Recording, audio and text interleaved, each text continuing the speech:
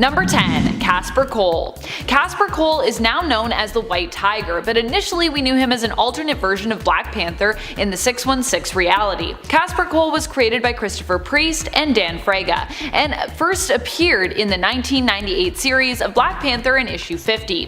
Kevin KASPER Cole was a police officer who was itching to get a promotion and decided to start wearing a Black Panther suit he'd come across while working the beat in hopes that it would give him the edge that he needed to win said promotion. Instead, it only helped to bring him into the direct line of fire by his crooked lieutenant, Sal, who aimed to have him killed. Fortunately, the suit protected KASPER and saved his life. He was fired from the force but would continue to operate as the vigilante Black Panther in NYC, working to take down his crooked lieutenant. KASPER would be given a synthetic version of the heart-shaped herb, which grants him his superpowered, Black Panther-like abilities, and he also possesses of course all his training and skills learned from his job as an officer. Number 9. Earth 11080 Shuri. This alternate version of Shuri also becomes known as Black Panther. She first appears in Marvel Universe vs. The Punisher issue number 1 and hails from the alternate reality where a viral outbreak turns the world's inhabitants into feral, mindless cannibals. Sort of mindless. Kinda like zombies, but not zombies, because we already have an alternate Earth for that in Marvel, Earth Z, or Earth Z if you will.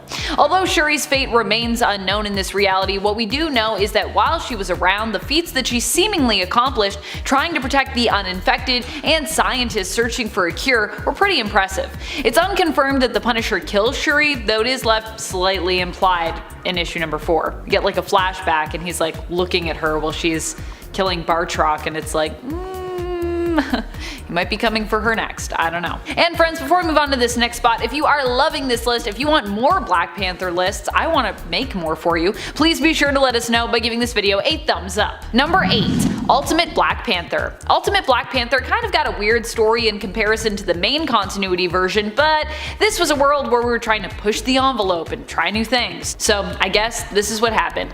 And they definitely did that with T'Challa. Well, T'Challa is a king who is known for both his strength and his wisdom, often using his words and speeches to help his people, and currently the Avengers diplomatically in the main continuity. In the reality of Earth 1610, T'Challa instead lost the ability to speak when he fought a panther in order to prove himself, and ended up having his vocal cords badly damaged and pretty much ripped out. His father made a deal with Weapon X in the US to fix his son after he was severely injured in that panther fight. They fixed him up and also gave him new abilities, including an improved healing factor and adamantium claws, but he would not regain his ability to speak. He would also receive training from Captain America. However, T'Challa would also kind of become a prisoner in the US when Fury claimed that because they had fixed him, they got to keep him and basically use him as their hero. I don't think that's how that works, but I guess if Nick Fury is saying he can do it, it's gonna happen, so yeah. Do not mess with Ultimate Universe Nick Fury. Number 7. T'Chaka. T'Chaka is the father of T'Challa and was Black Panther before him. While he might not be quite as much of a genius as his son T'Challa or his daughter Shuri, T'Chaka still has a brilliant mind when it comes to tactics, diplomacy, and leadership. Like the Black Panthers who would come after and who came before him, T'Chaka had also ingested the heart-shaped herb, which granted him his superpowered abilities, including super strength and super speed. T'Chaka was also in peak physical condition and was an extremely experienced and skilled martial artist. Number 6. T'Chaka 2. Or T'Chaka II. This version of Black Panther comes to us from the Exiles Volume 2 out of 2009. He made his first appearance in issue number 1 of that series. T'Chaka II was named after his grandfather and is the all-powerful son of Storm and Black Panther from the alternate Earth of 1119. We haven't seen too much of him in the comics, but it's safe to assume he has the powers of Black Panther despite him going by the alias of just Panther. And he's likely an all-around formidable fighter and leader, being the son of two very powerful heroes. He also packs a mean Wakandan nerve pinch. Gotta love that.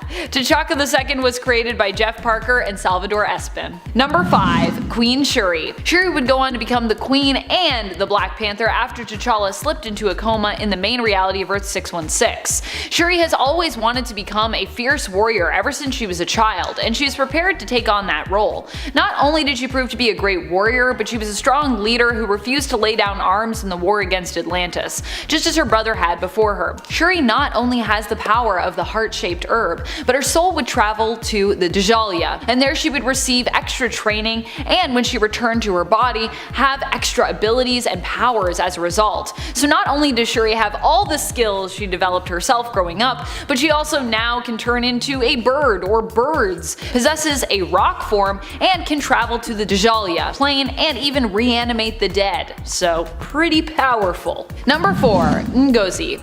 NGOZI comes to us from the alternate reality where after getting in the midst of a superpowered fight, she ends up becoming imbued with the powers of Venom and of Black Panther. She was originally a Nigerian track star who was left unable to walk after a severe bus accident. When Venom was fleeing from Rhino and then went on to kill Black Panther, the symbiote ended up finding her and bonding to NGOZI. Brave NGOZI was able to convince the symbiote to help her in defeating Rhino, and the Dora Milaje were so impressed by this show of strength and bravery that she was appointed as the new Black Panther. Number 3. MCU T'Challa. T'Challa in the cinematic universe was an extremely skilled warrior, but also should be well known for his perseverance in the face of insurmountable odds and his sense of honor.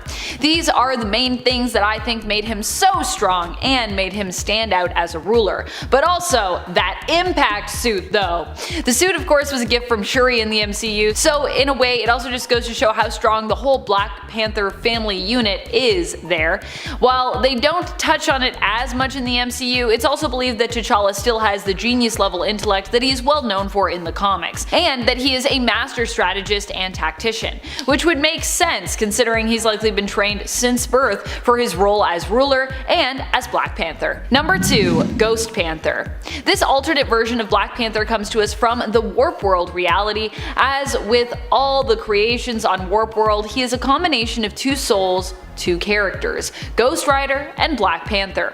Warp World was created when Gamora used the power of the Infinity Stones to fold the universe in half, merging together everything within it, so we got these sweet combination characters. I love it. T'Challa here possesses the powers of both of these heroes. He was a Wakandan prince who was exiled for his arrogance, and ended up becoming a motorcycle stuntman, taking up the show name Johnny Blaze. When an accident left him close to death, he was made an offer by Zarathos, great power in exchange for becoming her servant. T'Challa refused, but would later accept Zarathos' offer under different circumstances after learning his father had been murdered. Number 1. KILLMONGER. While T'Challa is an amazing ruler, has a brilliant mind, and is an impressive, unstoppable fighting force, ERIK KILLMONGER from the comics has received a lot of power-ups over the last few years that would probably put him above MCU T'Challa, I would say. ERIK has ingested the heart-shaped herb and lived to tell the tale, despite not being of the Royal Panther tribe bloodline and basically being put into a coma because of that. He's also gone to outer space, ruled the intergalactic empire of Wakanda as Emperor Killmonger,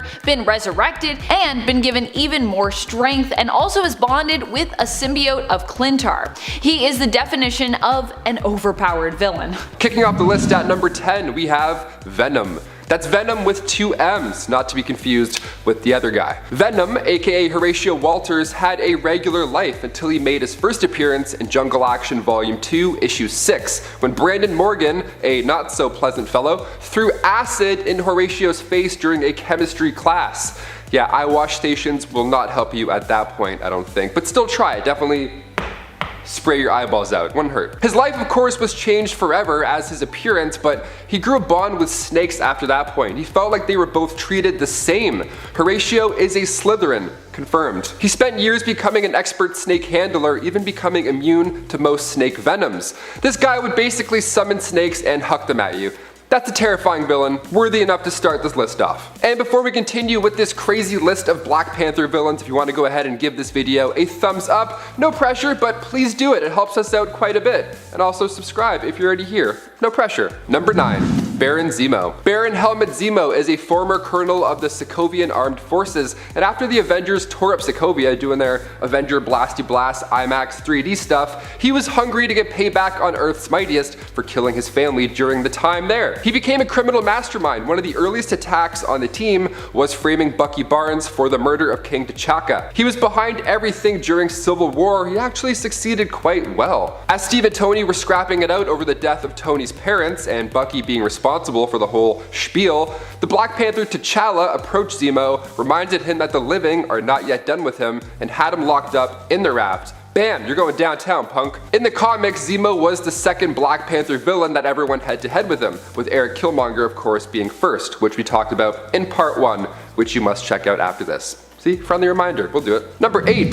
NAKIA SHAUKU. Making her first appearance in Black Panther Volume 3 Issue 1, NAKIA started out just like the rest of us, a fan of Black Panther. I mean, we get tickets to a midnight screening, you know, maybe throw a shirt on, get loud, clap in the theater. NAKIA, on the other hand, well, she was literally obsessed. So much so that she drowned herself just so Black Panther would show up and save her life.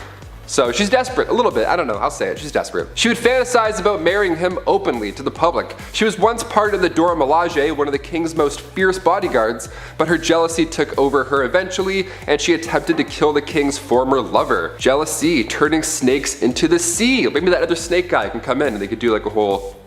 We connect the dots here, we got it. Now this obviously got her into some hot water and she was banished by Black Panther back to her home village. Sad days for sure, but it only gets worse for NAKIA, because when she made a run for it and fled to her home, NAKIA was found tortured and left for death from another Black Panther villain, Achebe, who I mentioned in part 1 as well. After that point, NAKIA was resurrected and given a handy power upgrade from ERIK KILLMONGER, where she would then go by the alias Malice. Number 7. Salamander KRULE. Salamander made his first appearance in Jungle Action Volume 2 Issue 15. He was one of the Wakandan agents working alongside ERIK KILLMONGER in his first attempt to overthrow the king. I think we'll get this villain in some capacity soon. His main weapon is a bow and arrow. It looks pretty cool. Oh, explosive bow and arrows, that is. Similarly to Wolverine and his adamantium infused bones, Salamander is a vibranium mutate whose body is covered in these horrible blisters which have toxin covered razor sharp pins that poke through and squirt and get all over your nice shirt. Vibranium is literally flowing through him, so he can certainly hold up on his own during hand-to-hand combat. This guy throws vibranium thorns. I wouldn't get remotely close to Salamander KRULE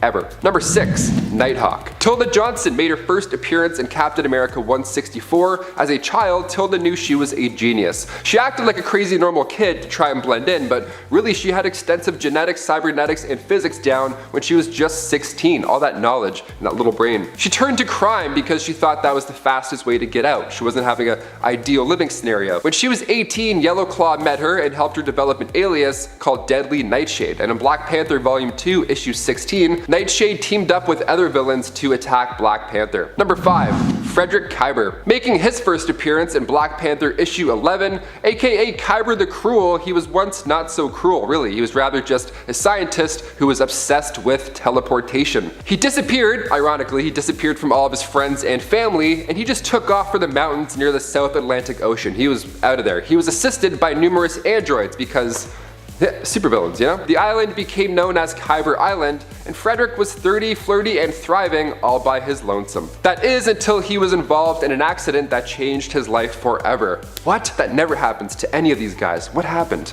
The matter transmitter bonded Frederick's body to the lab's floor. Yeah, he became one with the room in a disgusting Jumanji type way, just half his face coming out of the ground. He became a humanoid shaped protoplasm. He also hungered for immortality and needed to absorb the consciousness of others. Great. KIBER kidnapped Black Panther's cousin Kanata in order to get the king's attention, and what do you know, it worked, and when he showed up, the androids got him and then teleported him back to KIBER's lair. Black Panther figured out where KIBER was in the ground and then stepped on him. No, he didn't. Basically, kind of. He grabbed Kanata's life energy that was stored in an energy globe and then just left KIBER to starve because he has no souls to suck. Number 4. Princess ZANDA. Not Princess Zelda. Once the ruler of Nairobia and a member of the Collectors, ZANDA first appeared in Black Panther issue 1 and came into conflict with T'Challa over a pair of mystical brass frogs. You know those classic arguments about those mystical brass frogs? Are they frogs? Nice. She held them as prisoner afterwards and blackmailed him to help her find more precious artifacts. She was obsessed. She was even threatening to bomb Wakanda if he refused. So Black Panther of course helped one of the Collectors, Abner Little, find this water skin. It grants eternal life, all that cool jazz. Pretty sweet find if you ask me. But when T'Challa was marrying Storm later in the comics, she got so jealous she came to New York and started spending crazy amounts of money, just hucking usher bucks all around town, just telling everybody that she's actually marrying T'Challa, which is a hot-faced lie, or a hot bull-faced lie. Is a bull-faced frog lie? I don't know. Storm literally came in and blew her away. She was like, nope, problem solved, not on my wedding day, bye. Number 3. Wind Eagle. Hector Santiago Ruin came around in Jungle Action Volume 2 back in 1976, issue 24. He had a rough childhood, as most of these guys do, and in turn he became a criminal. He joined a gang and would rob places just to get by. I mean, all these guys do this, like, just get a job, I don't know, work at Blockbuster for like 6 months, I don't know, meet some people, shake some hands, just try something else. He eventually got locked up, earned the ranking of model prisoner, so he was being good, he was on the good up and ups. He got on parole, but then he was found by the Dragon Circle and then things went back into danger zone.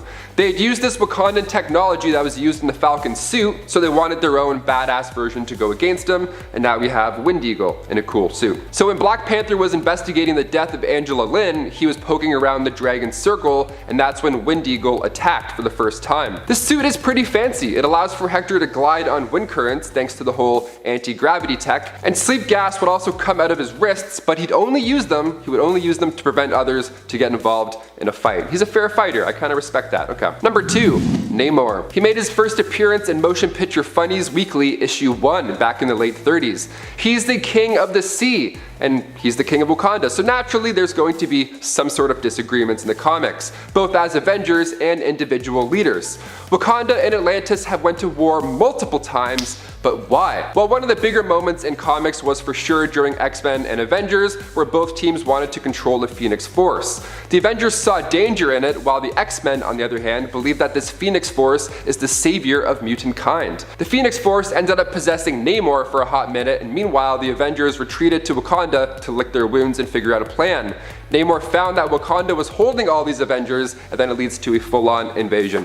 Super action-packed, great time. Where's Namor in the MCU? Can we bring him in? I feel like we should definitely bring him in, like, now. He should already be there. I don't know. Take your time though, it's good. They're doing alright. And finally, number 1, Dr. Doom. Victor Von Doom, he is on the naughty list for pretty much every superhero for different reasons, and Black Panther is no different. Let's talk about him. Supreme leader for the Kingdom of Latveria, one of the most brilliant minds on the planet, and also one of the most powerful sorcerers. In Black Panther Volume 4, Issue 19, Victor showcases how well he's trained in combat. Doom's suit was depowered, but that didn't get in the way at all. He was able to beat T'Challa in hand-to-hand combat. That's nuts. All that training in Tibet sure came in handy. Even as a leader, Doom is a formidable villain. He once launched a full-on invasion upon Wakanda to get his hands on vibranium. The guy will do anything for power. Starting off our list with an honorable mention at number 10, we have the Black Panther of the Marvel Zombieverse. Now, despite hailing from the universe literally called the Marvel Zombieverse, this incarnation of T'Challa is less scary himself, but more so just horrifying what winds up happening to him. After avoiding the initial outbreak of the zombie virus that managed to take out a large chunk of the world's superhuman population, T'Challa is betrayed by Hank Pym, aka Giant Man, and forced to be preserved as a food source for the former hero so that Hank can continue to focus on his research. Losing both an arm and a leg, T'Challa was only able to escape by teaming up with the zombified head of the Wasp, aka Janet Van Dyne. Coming in at number 9, we have the Black Panther of Earth 2301, aka the Marvel Mangaverse. Now, while usually the only frightening thing about manga is the amount of chapters I have to catch up on, the weirdest part of this section of the Marvel multiverse has got to be its unique take on Black Panther's powers. Rather than science or the heart-shaped herb of Wakanda, this version of T'Challa gets his powers directly from the Egyptian god Horus, and is capable of transforming into a literal Black Panther when he needs to for combat. Weirdly enough, Horus also gifts T'Challa the ability to grow a falcon's wings as well, so he might just have to argue with Sam Wilson about that if he doesn't want to get sued. Coming in at number 8, we have the Black Panther from the Ultimate Marvel Universe. In this slightly darker take on the Marvel Universe, gaining the title of Black Panther required T'Challa to literally defeat a Wakandan Panther in a combat ritual, a task he was able to accomplish, but at the cost of having his throat slashed and severely injured. To save his son, T'Challa's father sent him overseas to be healed in the Weapon X program, the same torturous experiments that resulted in the Wolverine. Thus, this Black Panther has incredible healing abilities and adamantium claws, meaning that along with the vibranium of Wakanda, this version of the hero is wielding both of the most powerful metals in the Marvel Universe. Coming in at number 7, we've got to go with Cole Tiger, the son of T'Challa from the alternate future of the MC2 universe. Named T'Chaka II after his grandfather, Cole Tiger hasn't yet become the king of Wakanda, but that doesn't stop him from fighting for his people. In a twist, T'Chaka's increased strength and speed are only available to him in his panther form, in which he literally transforms into a human-panther hybrid with incredibly deadly claws and fangs. Yeah, the Black Panther suit has always been at least a little bit intimidating, but getting chewed on by a super strong Panther Man seems like a bit more of a handful. Coming in at number 6, we've got Black Panther 2099. In an alternate future, the villainous Dr. Doom has invaded and completely taken over Wakanda, and the only hope lies in the hands of the Resistance and a new man who has taken up the mantle of the Black Panther, Kashamba. Using the powers of the heart-shaped herb, Kashamba at first seems to be a worthy successor to the mantle, with all of the powers that T'Challa had during his time as king. However, the dark twist at the end of this storyline reveals that even in victory, this version of Black Panther is nothing more than a pawn for Victor Von Doom, showing a defeated man sitting on the throne of Wakanda, a very horrifying sight indeed. Coming in at number 5, we've got to go with the Black Panther from Earth X. Another alternate version of the character that's a bit more cat-like than the normally human T'Challa, this version is actually permanently stuck as a panther-human hybrid, rather than just being an attack form he can change into and out of at will like the Cole Tiger could. After the Terrigen mists began to spread on Earth, many animals within Wakanda also began to grow more human in appearance, leaving the Black Panther as the leader of not only the Wakandan people, but an army of Animen that grew frustrated at their current situation. Definitely one of the weirder takes on a very iconic character. Coming in at number 4, we have the horrifying creature known as the Spider Virus Panther. During the event called Spider Island, a villain known fittingly enough as the Spider Queen used Peter Parker's DNA to create a virus that would initially just give people additional powers similar to Spider-Man, but would eventually mutate them into horrific half-arachnid, half-human beings. With multiple limbs, eyes, and a thirst for blood, this version of T'Challa with all of the powers of both the Black Panther and Spider-Man in a single terrifying form, this creature prowled the halls of the Museum of Natural History and definitely would be more frightening than anything else you'd find in that building. Coming in at number 3, we've got to go with the mashup hero of Ghost Panther. During the Infinity Warps event, which led to multiple Marvel heroes being combined together in a new universe with half as many inhabitants, Black Panther and Ghost Rider were combined together to become, you guessed it, the Ghost Panther. Adding Hellfire manipulation to Black Panther's power set would be reason enough to be scared of this version of the hero, but combined with a flaming skull head and eternally riding a fiery panther steed, and this is one Black Panther you don't want to mess with. Coming in at number 2, we have AZZURI, the grandfather of the Black Panther. During the era of World War II, Wakanda was still isolated from the rest of the world and protected by AZZURI, a Black Panther with the ability to raise and control the dead like a necromancer. Combined with his talent with the machete-style weapons that left him unafraid to decapitate his foes to send a message, and this version of Black Panther was an intimidating obstacle whenever Captain America briefly showed up on Wakanda's doorstep. And honestly, it's a good thing that Cap was able to keep his head. And coming in with our final slot, we've got to go with the venom-wielding Black Panther of an alternate reality, NGOZI.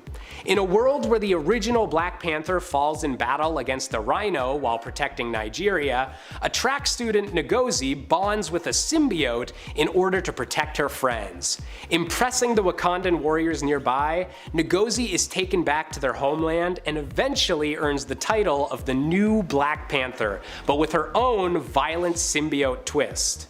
With all the powers of both the heart-shaped herb and the venom symbiote, NGOZI is definitely a foe to fear. Number 10. Kashamba. Kashamba is the Black Panther belonging to the 2099 universe. He first appeared in Marvel Knights Black Panther 2099 issue number 1. Of course, because this comic is from 2004, Wakanda doesn't really appear as advanced as it might now in the modern day in comics. Our advancements just weren't that great yet. In this comic, Black Panther is overthrown by the Doctor Doom of 2099, who looks a lot like the Doctor Doom of the present day. Fortunately, Kashamba ends up avoiding being killed by Doom and inspires his people to rebel against the usurper. They are successful due to Kashamba's leadership and tactical brilliance, but in the end, Kashamba ends up being controlled by Doom, who seems to use Kashamba's Black Panther mask initially to do so. However, it is more than likely that should this story have continued, that Doom's control would be broken at some point, as Wakanda is both a nation rich with technology and magic. Either way, they'd likely figure out what was happening and find a way to break Doom's control. Number 9. Kevin Cole. Kevin Cole is kind of an anti-hero. He's a cop from Harlem, New York, and first appeared in the 1998 Black Panther series in issue number 50. His character was created by Priest and Dan Fraga. He became the Black Panther without any abilities, wearing a bulletproof Black Panther inspired suit in an effort to stand out and get a promotion. When this attracted the attention of the corrupt Lieutenant Sal Anthony, who attacked Cole and his fellow officers, hospitalizing some of them, Kevin realized he needed to do more and actually became a vigilante in order to take down Sal. Later on, Cole would aim to become a proper Black Panther with all of the mystical abilities. ERIK KILLMONGER, however, offered him an easier way than through Wakanda, T'Challa, and the Rite of Ascension, giving him a synthetic version of the heart-shaped herb, which would grant him powers in exchange for Kevin Cole dropping the Black Panther pipe dream and name, instead joining Killmonger's Panther cult and taking up the name White Tiger. Number 8. AZZURI. AZZURI was T'Challa's grandfather and the father of T'Chaka. He was the leader of Wakanda during World War II and would eventually end up teaming up with Captain America and his Howling Commandos, as well as Nick Fury to take down the Red Skull and Baron Strucker. He was one of the most deadly Black Panthers we've ever seen, more on guard and less trustworthy of any foreigners that set foot on Wakandan soil during the war. He seems to behave coldly and more ruthlessly when it comes to those he deems enemies. AZZURI was more of an independent ruler who believed in not getting involved in the war originally, but eventually came to admire and respect Captain America and the symbol he knew Cap would become for America, seeing similarities between both their positions as national heroes. Number 7. NGOZI. NGOZI is an alternate version of Black Panther from the VENOMMverse War Stories comic. She was originally a track star whose legs became paralyzed following an accident. She ended up bonding with the Venom symbiote, which gave her the ability to once again walk and use her legs. After the Black Panther was killed by Rhino while attempting to defend her, she convinced the symbiote to join her in taking on the Rhino and defeating him in order to protect not just themselves, but innocent civilians from his wrath as well. The Dora Milaje were inspired by her bravery and named her as the new Black Panther, and this alternate reality T'Challa's successor after her defeat of Rhino and T'Challa's death. Number 6. Black Panther. This is the first Black Panther in known history in the comics. He first appeared in Marvel Legacy issue 1, where it was established that the first Black Panther originated from the Panther tribe. Although we don't know his name, we do know he was one of the first to uncover a vibranium meteor and the power that came from it. He was one of the members of the Stone Age Avengers and was powerful enough to help defeat a Celestial. Number 5. T'Chaka. T'Chaka was T'Challa and Shuri's father. As a ruler of Wakanda, he believed in both preserving and upholding the traditions and magic of their people, while also working hard towards pushing forward with technological advancements. He believed that both ideals could coexist and that a nation should progress but not forget their past or their history. As a ruler, T'Chaka was also bestowed with the powers of Black Panther, granted to him by the heart-shaped herb. As such, he had heightened senses and maintained peak physical condition and capabilities throughout his life. Not quite superhuman, but still above average when it came to his strength, speed, agility, and durability. Basically, think of an Olympic level athlete. As leader of Wakanda, he also had the strength of the nation at his back, and as a member of the royal family, he was trained at birth to become a skilled leader when it came to combat and diplomacy. Number 4. ERIK KILLMONGER. ERIK's story in the comics is a little different from the one that we saw in the MCU. Instead, he is very much a victim who was manipulated and turned into a villain by the traitorous Ndemwe and Ulysses Klaue. In fact, it was Klaue himself who originally gave him the name ERIK and encouraged him to discard his true Wakandan name of N'Jadaka, forcing ERIK to treat Klaue as his true master. This made ERIK resentful, and eventually N'Jadaka rose up against his captors, killing Ndemwe and abandoning Klaue. ERIK would end up adopting the name Klaue gave to him to blend in. Eventually, ERIK would find his way back to Wakanda and would begin to secretly plot to overthrow King T'Challa, becoming one of his greatest enemies. ERIK himself has become a powerful adversary to Wakanda and even an emperor in his own right of the intergalactic empire of Wakanda. He not only has had the power of Black Panther, but is also intelligent, boasting a PhD in neuroscience and engineering. Also, every time Killmonger dies in the comics, he always seems to come back. So while he's not immortal in terms of abilities, plot-wise, he kinda is. Number 3. T'Challa.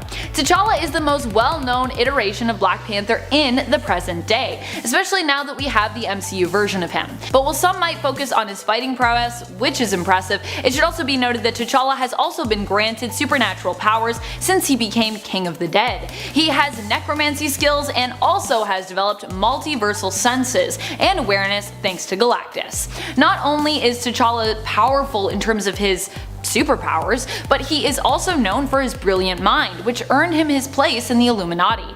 Many may think of Shuri as the brains of the family thanks to her depiction in the MCU, but T'Challa is actually known for being just as brilliant, if not more, in the comics. He has a photographic memory and is also a master of physics, as well as a field that he created himself and discovered, known as shadow physics. He's super smart. Number 2. Shuri. Shuri has always been passionate about becoming the first female Black Panther in Wakandan history. She is not only powerful because of how determined she is, but because of how hard she has worked towards that goal. She is determined, bold, brave, and strong-willed. Her half-brother himself trained her for this purpose, in case she was ever called upon to take his place, which of course ended up happening, making her the Queen of Wakanda and Black Panther in T'Challa's stead. At one point they were even both Black Panther. It was her determination and strong will that helped her to become such a spirited and skilled fighter. Shuri is also a genius, a brilliant inventor, and a skilled tactician and diplomat. She has also been gifted with supernatural abilities which allow her to change shape, size, and raise the dead. Number 1. MCU T'Challa. One of the most powerful versions of Black Panthers when we are looking at impact is T'Challa from the Marvel Cinematic Universe. This isn't just because of how powerful that character is, how he manages to balance both the traditional and technologically advanced aspects of Wakanda like his father T'Chaka did in the comics, always doing his best as a ruler, a king, and a hero for his nation, but also for the world. It's also because of his growth through the Black Panther film. He is powerful and wise enough to see that one day a change is not only going to come, but needs to come. He is brave and strong enough to see that it is time for him to listen to those around him and share the truth about the power of Wakanda with the world. T'Challa does not let fear blind him in the end. He's not only powerful, but he's inspirational. Add in the fact that we had Chadwick Boseman portraying him in the film, and it only adds to the character's power. He was an amazing performer who always committed to each role that he took on. Chadwick Boseman was the one to develop the dialect of Wakanda, studying various different languages and dialects from across Africa to come up with it. It was also so well received that it became adapted by the rest of the cast when Black Panther came about. This wasn't just a man who played a hero on screen, but he became a hero in his own right, questioning and fighting against stereotypical roles for people of color and using his own voice to raise up and acknowledge everyday heroes. From playing real-world historical heroes to acknowledging James Shaw Jr., who saved lives by wrestling a gunman out of a Waffle House in Nashville, Tennessee during a mass shooting. Yeah, that's a thing that happened. Boseman gave away his award for Best Hero at the 2018 MTV Awards to Shaw, calling him up on stage with him to accept the award, acknowledging him as a real-life hero. If there is such a thing as people who are too good for this world, Chadwick Boseman was likely one of them.